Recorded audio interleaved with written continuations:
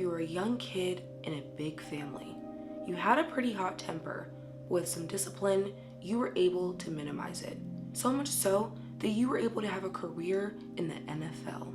You enjoy your job, but when it's time to retire, you go home, but you still go to visit your mother. You live in a good area and she lives in a bad area. You desperately try to get her to move, but she's so attached to her hometown that she just can't. But little do you know, your mother choosing to stay in this neighborhood will lead to dire consequences. Hello, my fellow divers, and welcome back to another episode of Crime Dive, where we take a deep dive into crime. I'm your host, Lexi. Thank you so much for listening and watching. If you're new, welcome to the water. We're so happy to have you. If you're returning, welcome back to the water. We missed you, and thank you for coming back to take another deep dive into crime with us. Please check out our episode description. You can find all of the links to my TikTok and Instagram, as well as my podcast if you're watching on YouTube. You can also find my email in the episode description for any business inquiries. Today, we are going to be talking about the case of Kermit Alexander's family and how they were brutally murdered.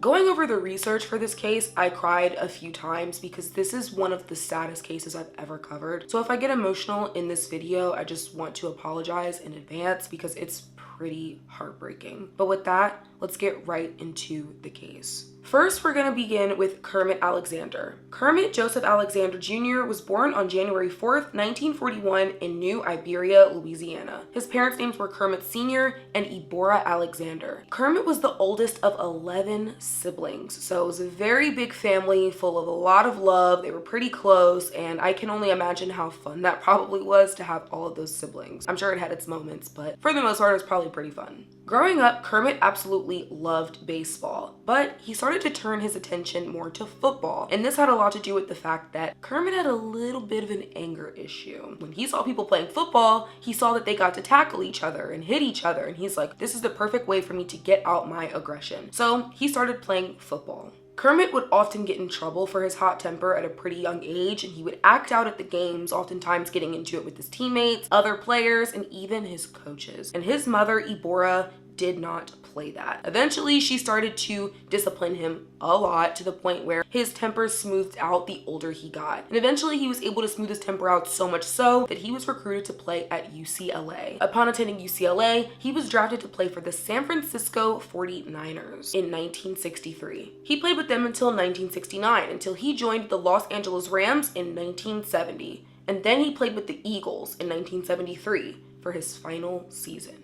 Now let's talk about Kermit's mother, Ebora Alexander. She was born on April 5th, 1925 in Louisiana. And as I said, she married Kermit's father, Kermit Sr., and together they had 11 children. Now, Ebora was only 16 when she got married and had her first child. And one of her children was named Deetra. Deetra was her youngest daughter. Deetra Louise Alexander was born on August 15th, 1960. As I said, they started out in Louisiana, which is where Kermit was born, and he was the oldest. But eventually, they decided to relocate to LA, specifically South Central LA, in the Watts neighborhood. Now, if you don't know what Watts is a pretty well-known neighborhood in LA, specifically South Central LA, and it's known for being very close to the early 90s LA riots that started because of the Rodney King incident, which I do plan on doing a video on. This neighborhood was pretty dangerous, and it only got worse over time. That was in the early 90s when the riots occurred, but there were also other riots that occurred in LA, and this was in 1965, which is more so the time period that I'm speaking about. By the time Ebora and Kermit Sr. moved to Watts, the 1965 riots hadn't occurred yet,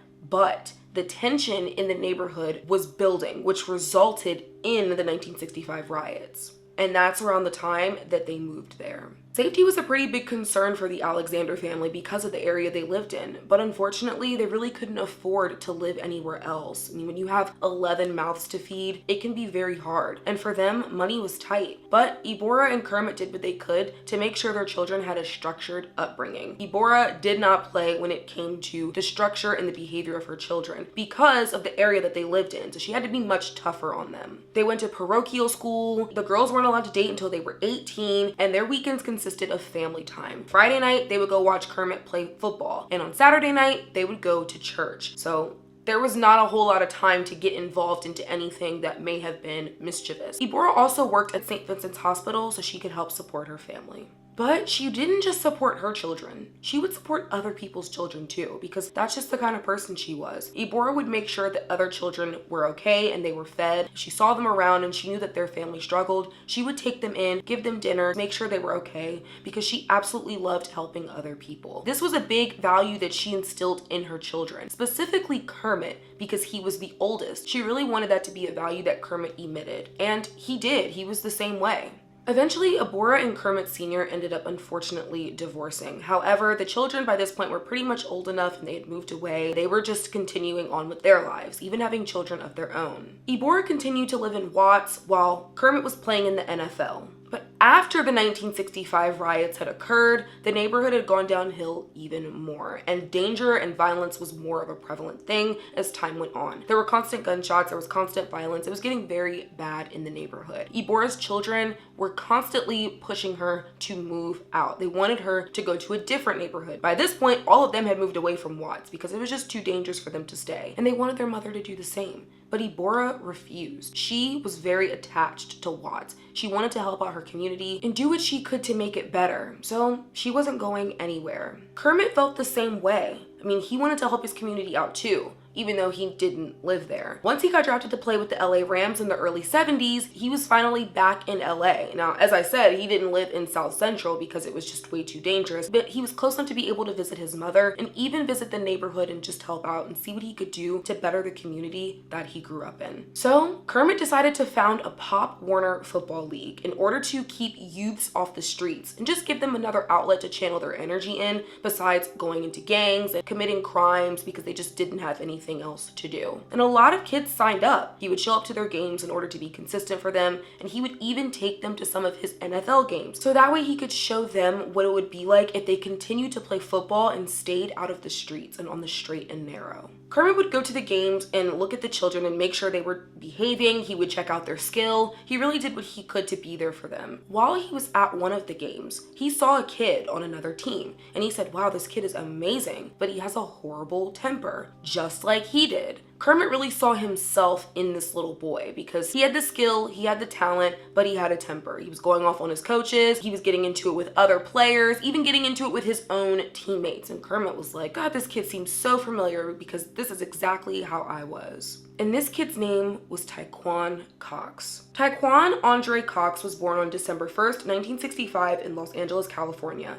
He had one brother and one sister, and growing up, they went through a lot. Tyquan's mother was an alcoholic, and she was also a convicted bank robber, while his father was relatively absent, but when he was around, he was very abusive. Eventually, Tyquan and his siblings got sent to live with their great-grandmother, who was actually a pretty successful actress. So she was really wealthy. She had multiple houses. As Tyquan began living with his great-grandmother, he was doing really well. He was getting involved in school more. He joined the Boy Scouts. He started playing sports, including basketball and track. Now, Tyquan wasn't the best academically. He really struggled with school as far as reading and writing. However, he was really good at sports, and he tried to channel his energy into that as much as he could. When Tyquan was around 8 years old, that was when he decided to join the Pop Warner Football League. Now, jumping back to when he was in the Pop Warner Football League and Kermit saw him for the first time, Tyquan was acting up on the field. He got into it with his coach, he got into it with another player, and eventually he got escorted off the field because they just couldn't continue playing him because he was just acting so bad. Kermit was in the stands and he says to everybody, someone needs to help that kid. I mean, he has so much talent, but his temper is horrible. And everybody agreed with him, and it was like a collective, yeah, you're right,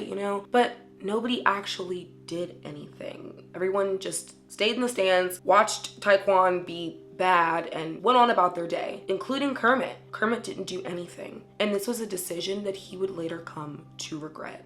10 years later, by 1984, Kermit had retired from the NFL. While his mother was living in South Central, she also had Deetra, her youngest daughter that I mentioned earlier, as well as one of her sons named Neil, living with her in their childhood home in Watts. So now 2 of Kermit's siblings are back home living with their mother in Watts. So even though Kermit wasn't living in South Central, he was still able to visit his mother on occasion, and he would go visit her every Friday morning, and they would have coffee and just talk with one another. This was their quality time, which, can I just say, is so wholesome. I absolutely love that. The fact that he made the time to go see her every Friday. Now let's talk about how Taekwon was doing 10 years later. Unfortunately, Taekwon did not stay on the straight and narrow. When he was 13 years old, he ended up running away from his great-grandmother's house because he just felt like he was too restricted and he wanted more freedom. Eventually, he got out of the Boy Scouts, he stopped playing sports, and he ended up on the streets. And it was there that he decided to join the Rolling 60s faction of the LA Crips. And if you don't know who the Crips are, they're a very infamous gang in LA, arguably one of the most well-known gangs. And when Taekwon joined the Crips, he became known as Lil Fee, which I'll be referring to him as Lil Fee for the remainder of the episode. Lil Fee became a very well-known criminal in the area, and people knew him as a pretty dangerous guy. So for him to go from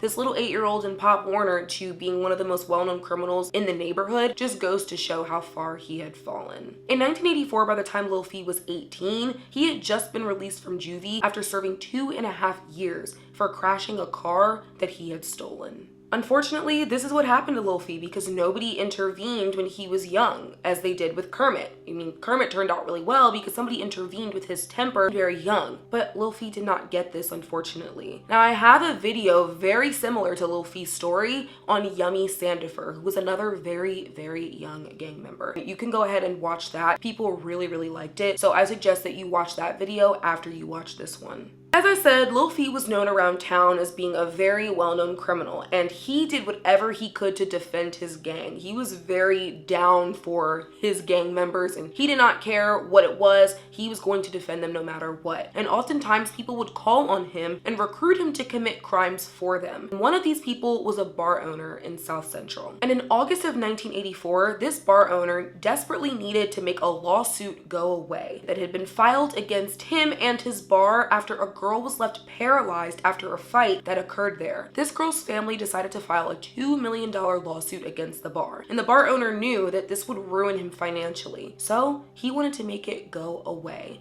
And the best way he knew how to do that was to end up killing the girl and her family, and he called on Lil Fee and some of his gang members to get this done. So the bar owner gives Lil Fee and his accomplices the address in order to carry out the hit. This address was actually right next to where Kermit Alexander's family lived. His mother, his sister, and his brother. Now, around this time in August of 1984, the Summer Olympics were actually occurring in LA at the LA Coliseum, and it was a family thing for them to collect Olympic pins near the Coliseum. And Deborah really wanted her grandchildren to be a part of this, so she invited 3 of them to come along. She invited her grandsons, Damon, who was 8 years old, Damani, who was 13, and Ivan, who was 14. Damon and Ivan were brothers, so just wanted to make that known. On August 29th, Kermit decided to visit his family because his nephews were there and he wanted to talk to them, he wanted to get to see them and just hang out. Everybody was having a great family time, and Deborah loved having her grandchildren over. She loved having kids back in the house again, and she just enjoyed spending time with her family, and she loved when they visited. Now, Kermit couldn't stay long because he did have a business meeting to attend, but he just wanted to stop by and say hello to everybody. When he went to leave, his mother walked him out, but for some reason, Kermit couldn't leave, and he didn't know why. And his mother kept asking him, "Are you okay?" And he's like, "I'm fine. I don't know what's going on. I don't know why I can't leave." And his mom's like, "It's okay. Like, we're fine. Go to your business meeting. You know, we'll see you later." So Kermit gets in his car. He drives away, gets up the block,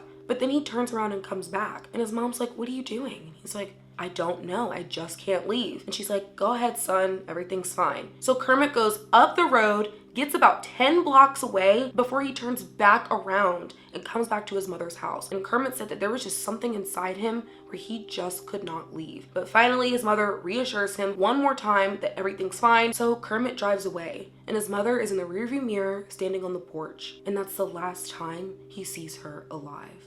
2 days later, on the morning of August 31st, around 5 a.m., Deborah gets up and gets ready for her day. It was a Friday, which means it was her and Kermit's time together, and they were gonna drink coffee, sit in the kitchen, and hang out with one another. So Deborah immediately starts the coffee, and she's preparing for Kermit's arrival. She also decides to open the door, just leaving the screen door closed because it was hot. Like I said, it was August. And as Deborah's in the kitchen, just preparing for the day, she hears her front door open, and she's excited that Kermit has arrived. Now, he was was a little bit late, but Abora didn't care. She was just glad that he had come. As he comes into the kitchen, Abora realizes that it isn't Kermit.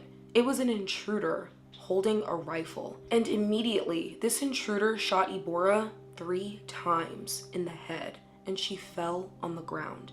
The intruder then heads to the next room over, where Damon and Damani are sleeping. Damani had woken up to the sound of the 3 gunshots, and he immediately crawled out of bed and tried to go under the bed in order to hide. But unfortunately, the gunman saw this, and he shot him too. Damon never woke up. He was sound asleep through this entire thing, and the intruder shot him as well while he still laid in bed. The gunman then went to the next room where Dietra was sleeping, and he shot her as well. Neil, Dietra's brother, Abora's son, who was also living there, heard these gunshots. He decided to go straight to Dietra's room to help, and it was there that he saw the intruder with the rifle. He immediately jumps on the intruder's back and tries to wrestle him, and a struggle ensues, but Neil was actually getting the best of the intruder. Now, there was also another intruder in the house who was serving as the lookout, and when he saw Neil and the initial intruder wrestling for the gun, he decided to run. He said, "Forget this, I'm out of here," and he ran to a getaway van that was waiting for them along with their getaway driver. Eventually, the intruder knew that he wasn't going to get the best of Neil, so he decided to run out of the house, but not before punching Neil in the face. Now, there was another grandson who was there, 14-year-old Ivan, but he hid in a closet during this entire ordeal, so luckily he was able to survive.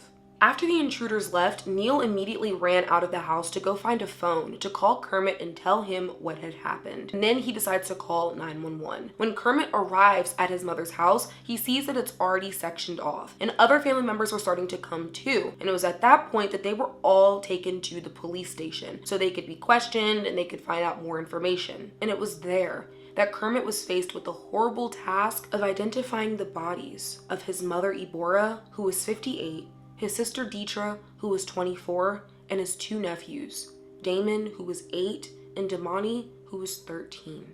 And he had to tell his siblings that their sister, their nephews, their sons, and their beloved mother were dead. They had all passed away from their injuries. Los Angeles police say the mother, sister, and 2 nephews of former National Football League star Kermit Alexander were shot dead in their home today. Witnesses said that 2 gunmen walked in the family bungalow and opened fire.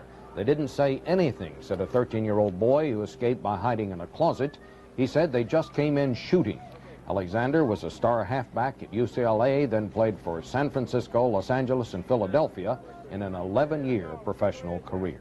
In the beginning of this video, I said that this is one of the saddest cases I think I've ever covered. They were there all so innocently. And if you have a big family, or if you have family, you understand what it's like going to your grandparents' house and getting to hang out with your cousins and seeing your aunts and your uncles. It's always such a fun time. And I know when I have those moments, I still have those moments. It's a really good time to have that family bonding. So to go there and be taken in such a horrible way is something that I just can't even imagine for their family that's still left. And my heart breaks especially for Abora, because she loved that neighborhood and she could have left, but she didn't want to. She wanted to do what she could to make it better. And the fact that this is what happened to her, she's just so undeserving of something like this. Now, Kermit was actually supposed to be there that morning, but he had overslept and he was running late to his mother's house. To this day, he says that had he been there, he feels like he would have been able to save her life. Sometime in the next few days, it'll really hit me, and I'll try to figure out why, even though it's impossible. Funerals for all 4 victims were held on September 7th, 1984, 1 week after their tragic deaths, at the Holy Cross Cemetery. 800 people attended the funeral in order to pay their respects, because like I said, Abora was very well known, and she was known around the community as being such a helpful, kind, and generous person, and people couldn't believe that somebody would come into her home and hurt her and her family the way that they did. This tragedy absolutely rocked the community to its core. After the tragedies, Kermit was absolutely distraught, and he began thinking about why he couldn't leave his mother's house 2 days before she had passed away and the last time he saw her. He now realizes it's because he had a feeling that something was going to happen to her, and that's why he kept circling the block and coming back. Kermit spent weeks every night roaming the streets, desperately trying to find who killed his family. Eventually, he got word that the Rolling 60s Crips were responsible for his family's deaths, and he immediately bought a gun and he decided that he was going to go find them. He was going to sacrifice his life if it meant avenging his family's deaths. Whether he spent his life in prison or he got killed by one of them, he did not care. He was going to get all of them if it was the last thing he did. But Kermit wasn't able to find them. They were hiding out. He heard that the Crips were bragging about killing his family, specifically his mother, so he was ready to get them all. A few weeks later, Kermit got word from a juvie probation officer that he actually knew growing up in the neighborhood, saying that a kid had been arrested for possessing a high-powered weapon. And this kid belonged to the Rolling 60s Crips. This high-powered weapon actually matched the same caliber of the weapon that was used to kill Kermit's family, a .30 caliber carbine. But the kid told police that the gun wasn't his. He said, "I'm holding it for somebody." And when they asked him who he was holding it for, he named 18-year-old Tyquan Cox, otherwise known as Lil Fee. Remember him? The little kid from Pop Warner that Kermit said he should have intervened and helped, otherwise something was going to happen to him. And now he was potentially responsible for the murders of his mother, his sister, and his 2 nephews. Police investigated Lil Fee and they found that he was already in jail for drug possession. But after swabbing Ebora's home for fingerprints, they found Lil Fee's fingerprints on a red trunk in Dietrich's room that he had fallen on during his struggle with Neil. This was enough for them to formally charge him with 4 counts of capital murder. So I'm sure you're wondering, why did this happen in the first place? How did Lil Fee end up killing Kermit Alexander's family? Well, remember the hit that he was asked to carry out against the lawsuit filers for this bar owner? And remember how I said that they lived right next door to Ebora Alexander, Kermit's mother? Yeah, turns out Lil Fee ended up going to the wrong house. He got the addresses mixed up and went to Kermit's mother's house instead of the home of the original targets. But Lil Fee didn't know what the targets looked like, so he didn't know that he had killed the wrong people. And the bar owner wasn't there to show him who they were. He just gave them the address. Eventually, Lil Fee took the money that he got from carrying out the hit. He bought a yellow 1975 Cadillac convertible, and he put a down payment down on another car. So he's just spending this money like nobody's business. He was going around bragging about what he did. Clearly, he had no remorse whatsoever. On February 19th, 1986, 2 years after the murders, and after an 8-week trial, Lil Fee was convicted of 4 counts of capital murder, and he was sentenced to death. One of his accomplices was also sentenced to death, while another accomplice was sentenced to life with parole. Thank goodness justice was served in this case, but it's never gonna bring back the victims. As of today, Lil Fee is 57 years old, and he's currently on death row at San Quentin State Prison in California, and he has yet to be executed. Kermit has actually gone on to apologize to Lil Fee, which is really strange, I know, but I do understand why he did it. He felt indirectly responsible for what happened to his family because he didn't step in and help Lil Fee when he needed him the most. Because like I said, Kermit saw a lot of himself in him, and he figured that if anybody could get through to him and prevent him from going into a life of crime, it was him. But he didn't do anything. Now, despite this very unconventional apology, Kermit has gone on to sue the state of California based on the fact that Lil Fee still has not been executed. In fact, no one's been executed in California since 2006, yet over 700 people sit on death row. Now, this has a lot to do with the fact that people are constantly filing appeals, or they're trying to get new sentences. There's all kinds of litigation tied up that's making it hard for people to get executed. But Kermit said that this is a part of the justice system, and he feels that justice has not been served. Not to mention, if you're on death row, you tend to get treated a little bit better than people who have life sentences. And this is because they know that they're going to die. They usually end up getting special treatment. They get better meals, better housing, better privileges. It's a whole thing. Kermit doesn't like the fact that Lil Fee's just chilling on death row when he lost his entire family. In 2015, Kermit wrote a memoir called The Valley of the Shadow of Death, a tale of tragedy and redemption, and he details his life before and after the tragic murders of his family and how it's affected him forever. The mother of Damon, the youngest victim, who was only 8 years old, has since gone on to recount some very interesting behavior that Damon was displaying right before he was killed. According to her, she said he would just look at her and cry. He would beg to sleep in her bed, something that he had never done before. And he would even ask her to read him the Bible. And then he would just randomly talk about how heaven is such a beautiful place. And his mother, Kermit's sister, was absolutely terrified. But since his murder, she now believes that he was having premonitions of what was going to happen to him. Abora will be remembered as such a helpful and kind spirit, and she did everything she could to raise her children to the best of her ability and instill those same values in them of what it means to be an active member of your community. Deetra was so young and she had so much life left to live. I mean, when you're 24 years old, that's when you really start to get into life, you're gaining more independence, but unfortunately, all of that was taken from her. Damon and Damani, the two youngest victims, they were at such a fun age. For people to not even see what they could have turned into as adults, and it's just heartbreaking to know that all of that was just snatched away from everybody so unjustly and so unfairly. This case makes me so mad, but I am glad that Lil Fee was convicted and justice was served. But with that, we're gonna go ahead and wrap up today's episode. We'll be back next week with another episode. Thank you so much for listening and watching, and I hope to see you in the water soon.